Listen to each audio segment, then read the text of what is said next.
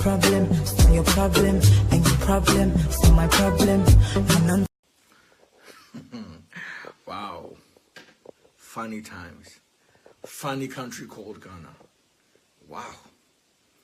I just chanced on a communique, you know, a report that was put out by the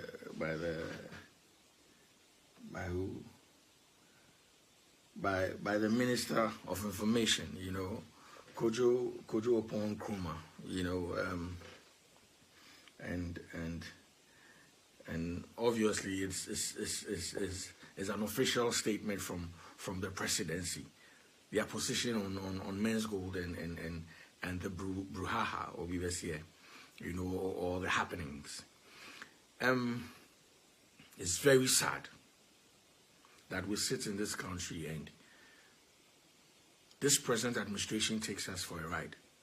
Thinks we're dumb, we're foolish, we don't use our upper, we don't use our brain. When this Menzgold and BOG thing started, and you know, before even SEC got involved, there was a back and forth. Nana Pia Mensah insisted, my boss Nana Pia Mensah insisted that BOG had no jurisdiction over their work. I mean, Menzgold's work. It had no right. It doesn't fall underneath their rules and regulations. They don't regulate them. Go on the internet and check. Until SEC came in there. He said the same thing.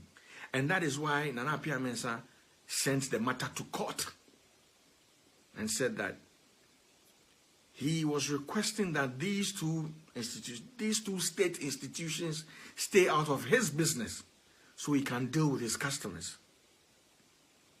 You understand? Back and forth, sir. Today, the presidency themselves, the presidency itself has confirmed that BOG and SEC has no jurisdiction over Menzgold business. So it begs the question that if these two state institutions don't have a right over Menzgold and their operations, how come they shut Menzgold down? How come SEC says Menzgold, or how come Menzgold has been shut down by SEC since September last year? How is that feasible? How is that possible? This is what I don't get. If anybody can help me answer this question. And even in the report released. Oh God. Listen, we're all customers of Menzgold. I have a lot of money there. I have friends who have money there. I have family who have money there. I have big boys who have money there. I have people in power who have money there that I recommended to put their money there. And I have my money there as well. I'm a customer as well. You know, it's sad. It is very sad. And if you look at it, it is confusing as well. If you had no business, if you had not licensed the person to run a business, then why go and shut them down? And now throw dust into people's eyes and say it's a Ponzi scheme, it's this and that and that. And unfortunately, some of the people have bought into it. But let me tell you, not all of the people will buy into that nonsense that you're putting out there. Listen, this present administration is a mess. And they're messing everything up. The agitation by customers of Menzgold really isn't the fact that government should step in and help them recover their monies. Yes, that's what they're saying, but that's not the real intention. The real intention is, what were you doing in the person's business if you had no right? If we had collected taxes from the person for 5 years, if you've collected taxes, the government of Ghana had collected taxes from Menzgold for 5 years. The state institutions that were sending letters, were throwing things about, the communication minister, unless he doesn't know his job, just said, had no business regulating these, regulating Menzgold. Then another person that amazes me, I mean, it doesn't amaze me, he's funny. It's the Minister of Finance. He speaks as if, oh God, he has no finance sense. The Minister of Finance has no finance sense. You call investors greedy. You have data bank. What is the essence of data bank? That investment bank that you have. What are you doing there? Are you not there to make profits? Don't you give profits? Then the idea or the concept of business is greed. Because it doesn't make sense that I put 10 cedis somewhere in data bank and over time you give me 12 cedis. It doesn't make sense. If that's the case. But you know, like I've said, discerning people are watching. Discerning people are listening to you people. And they can tell the lies.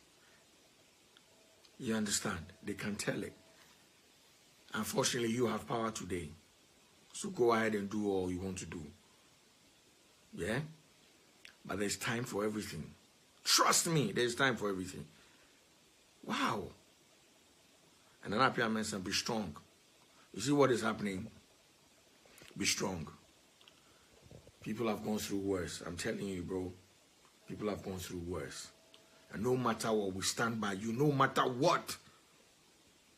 And if I were you, if true, if what I'm hearing is true about the the arrest warrant, yo, show up. You will not be jailed. None of your people will be jailed. You did not defraud nobody. You have a good case. You were running your business until this present administration messed it up. If you felt that Menzgold's dealings were wrong or were dubious, there were better ways of going at it. When you started this campaign against Menzgold, you said you were protecting customers and their investments. Yes, that's what government said.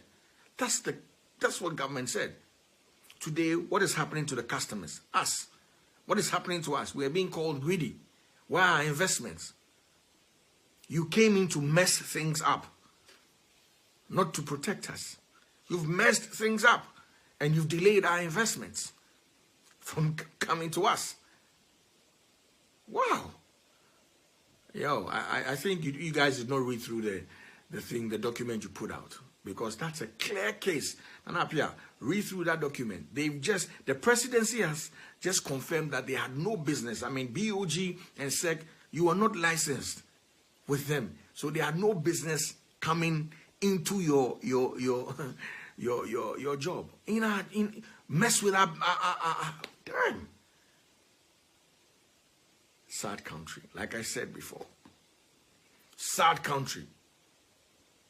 Sad country. Hi. And happy and be strong, I'm telling you. And the creative industry thanks you, I'm telling you.